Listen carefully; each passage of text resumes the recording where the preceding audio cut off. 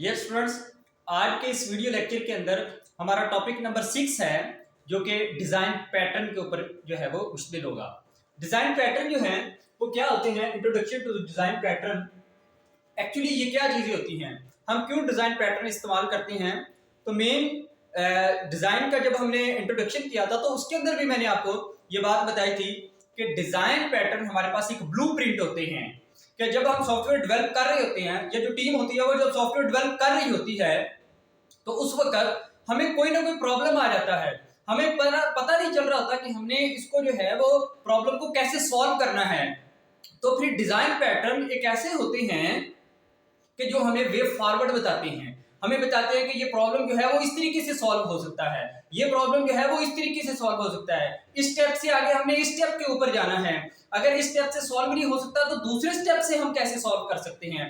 तो design pattern जो है वो इस वजह से सॉफ्टवेयर की लाइफ के अंदर जो है वो बहुत ज्यादा इंपॉर्टेंट होते हैं कि जो डेवलपर जो है वो इस्तेमाल कर रही होती हैं, क्योंकि साफ ज़ाहिर है कि कॉम्प्लेक्सिटी तो रोज बरोज या जैसे जैसे सिस्टम की कॉम्प्लेक्सिटी ज्यादा होती जाती हैं उतने ज्यादा जो है वो बग्स और प्रॉब्लम जो है वो उससे ज्यादा होते जा रहे हैं। तो इस वजह से डिजाइन पैटर्न जो है वो पढ़ने बहुत जरूरी होते हैं। तो सबसे पहले डिजाइन पैटर्न जो है वो बनाया किसने था? ये गैंग ऑफ 4 था, मतलब कि 4 साइंटिस्ट थे जिनके नाम जो है वो ये हमारे पास है Eric Gamma, Richard Helm, Ralph Johnson और जॉन विजडस जो है, ये 4 साइंटिस्ट थे जिन्होंने जो है वो डिजाइन पैटर्न को इंट्रोड्यूस किया। तो हमारे पास कॉमनली यूज्ड डिजाइन पैटर्न जो है वो कौन कौन से हैं?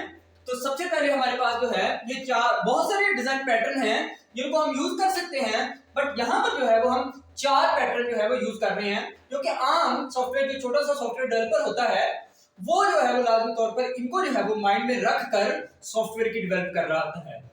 तो सबसे पहले हमारे पास है ये सिंगलटन पैटर्न, यानी कि सिंगलटन जो है वो नाम से जाहिर है कि सिंगलटन हमारे पास सिंगल को कहते हैं, एक को कहते हैं।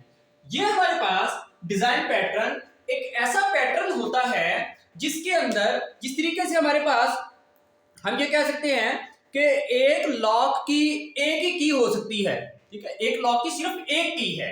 तो अब अगर किसी ने भी उस लॉक को ओपन करना होगा तो वो वाली की यूज कर लेगा, अगर किसी और पर्सन ने भी उस लॉक को ओपन करना होगा तो वो जो है वो वाली की इस्तेमाल करेगा, यानी कि कोई और जो है वो इसका सॉल्यूशन नहीं होगा। ऐसा पैटर्न जो इस बेस पर हो जो कि कोड के अंदर सिर्फ एक ही दफा इस्तेमाल कर सकता हो, और जब किसी और पर्सन को वो वाला कोड चाहिए, किसी और पर दूसरे पर्सन को वो वाला कोड चाहिए होगा तो फिर हमारे पास क्या होगा, वो कोई और पर्सन को चाहिए तो वो पर्सन भी वही कोड को रीयूज करे, उसी कोड को यूज करे, तो हम इसको क्या बोलेंगे? सिंगलटन पैटर्न जो है वो हम इसको बोलेंगे।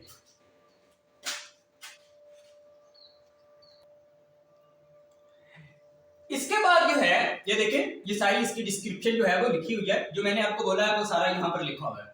इसके बाद जो है सेकंड जो है वो हमारे पास होता है फैक्ट्री पैटर्न। फैक्ट्री पैटर्न हमारे पास ये होता है कि यहाँ पर जो है वो एक ऐसा पैटर्न डिजाइन पैटर्न होता है, ये बहुत इंपॉर्टेंट होता है और यह मतलब कि ऑलमोस्ट जो है वो सब इसको यूज लाजमी तौर पर कर रहे होते हैं कि ये है कि ये एक्चुअली बताता है कि एक पैटर्न हमने बना दिया और इसको हमने बताना है कि ये चीज बना दो, ये वो चीज जो है वो आपको बना देगा, यानी कि इसका ये नहीं है कि वो कैसे बनाएगा, इस बात से गलत नहीं है, हाउ की सेंस जो है वो कोई नहीं है, सिर्फ जो है कि हमने इसको बताना है कि इस पैटर्न को या ये पैटर्न के अंदर हमारा प्रॉब्लम है और इसको सॉल्व कर दो, ये वो सॉल्व कर देगा, कैसे करेगा इस बात से कोई गरज नहीं होगी। तो इस तरह का पैटर्न जो है वो फैक्ट्री पैटर्न जो है वो हमारे पास कहलाता है।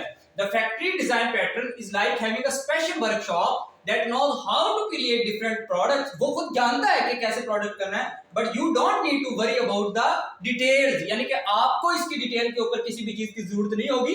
those products are made कि वो प्रोडक्ट किस तरीके से बनाई गई है या बनी है। Instead you just tell the factory कि आपने जस्ट वो फैक्ट्री की माने ना, उसका नाम भी इसी वजह से रखा गया है कि फैक्ट्री क्यों है, तो भाई आपने सिर्फ बताना है कि हमें ये चीज चाहिए, वो आपको बनाकर दे देगा, कैसे बनाई इस बात से उसकी कोई भी गरज नहीं होगी। तीसरा हमारे पास है ऑब्जर्वर पैटर्न। ऑब्जर्वर पैटर्न हमारे पास ये होता है कि यहां पर हमने जस्ट ये देखना होता है, observer pattern is like having a group of people who are interested in getting the updates from one particular source, यानी कि वो एक पार्टिकुलर सोर्स से जस्ट एक अपडेशन ले रहे होते हैं कि कोई नई चीज आ गई तो उन सबको पता चल जाए।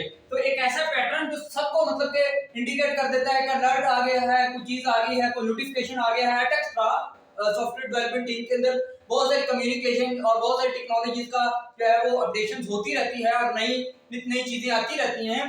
तो ये वाला पैटर्न जो है वो नई चीज के आने के इंडिकेशन अगर दे देता है तो उस पैटर्न को हम क्या बोलते हैं, ऑब्जर्वर पैटर्न बोलते हैं। और लास्ट है ये हमारे पास स्ट्रेटजी पैटर्न। स्ट्रेटजी पैटर्न के अंदर जो है वो हमारे पास छोटी सी डिस्कशन होती है जो कि हम इस तरीके से इसको देख सकते हैं। Strategy pattern The strategy design pattern is like having a toolbox full of different tools, यानी कि स्ट्रेटजी है कि एक टूल बॉक्स है और उसके अंदर मुख्तलिफ किस्म के टूल्स हैं, each designed for the specific job, और हर टूल एक खास काम कर सकता है। When you face a problem, जब आपको कोई प्रॉब्लम नजर आता है, you can pick the right tool, आपने उस बॉक्स से एक टूल मतलब कि पकड़ा, from the box based on the task at hand, यानी कि जो भी प्रॉब्लम आपके हैंड में है उसका टूल आपने पकड़ा। In other words, you have multiple ways to solve a problem and you can switch between them easily with change it. यानी कि आपको जो भी प्रॉब्लम आया आपने वो पकड़ा, टूल पकड़ा उसको सॉल्व करने का, ठीक है, वो टूल पकड़ा उससे सॉल्व कर दिया। अगर इस टूल से ये नहीं हो रहा कि कोई और टूल पकड़ा और उससे भी सॉल्व कर दिया, तो इजीली स्विच कर सकते होंगे। ऐसा पैटर्न हमारे पास क्या कहलाएगा, स्ट्रेटजी पैटर्न, जिसके अंदर हमें एक टूल बॉक्स मिल जाता है हर प्रॉब्लम को सॉल्व करने का, ठीक है। और अगर कभी एक टूल से प्रॉब्लम ना सॉल्व हो रहा हो तो हम जो है वो दूसरा टूल जो है वो उसके दरमियान स्विच कर सकते हैं। अब इसकी एप्लीकेशन क्या होगी, यानी कि डिजाइन पैटर्न के हमें फायदे क्या होंगे, ये शॉर्ट क्वेश्चन जो है वो पेपर में आपका दिया जा सकता है कि what are the benefits to use the design pattern. तो बहुत सिंपल से इसके बेनिफिट्स लिख सकते हैं। रिड्यूस द कोड कॉम्प्लेक्सिटी, सबसे बड़ा बेनिफिट कि कोड की जितनी भी कॉम्प्लेक्सिटी होती है उसको जो है वो ये बिल्कुल खत्म कर देता है, ठीक है, खत्म कर देता है। उसके बाद enhancing the code reusability, code को रीयूज करने की एबिलिटी को बहुत ज्यादा बढ़ाता है। मतलब कि बार बार, जिसका सिंगलटन है या फैक्ट्री है, बार बार हम एक चीज को इस्तेमाल कर सकते हैं, जब भी हमें चाहिए होगा हम उसको इस्तेमाल कर लेंगे। तो इनहांसिंग द रीयूजेबिलिटी, एक सम का फंक्शन है, अगर वो हमें 10 जगहों पर चाहिए तो हमें अगेन एंड अगेन सम का फंक्शन लिखने की जरूरत नहीं पड़ेगी, या उसकी वेरिएबल या एटक्स ना डिक्लेयर की जरूरत नहीं पड़ेगी। एक फंक्शन को इस्तेमाल करेंगे, जितनी दफा मर्जी हम इस्तेमाल कर लें। इसी तरीके से हम इस्तेमाल ही इसीलिए चीजों फंक्शन बनाते हैं, इसलिए ताकि हम उसको रीयूज जो है वो उसका कर सके। ये दूसरा फायदा, reduce complexity, enhancing the code reusability, and third one is communication among developer. बहुत बड़ा फायदा है कि जब हम डिजाइन पैटर्न को इस्तेमाल करते हैं तो डेवलपर्स की आपस में कम्युनिकेशन बहुत ज्यादा होती है।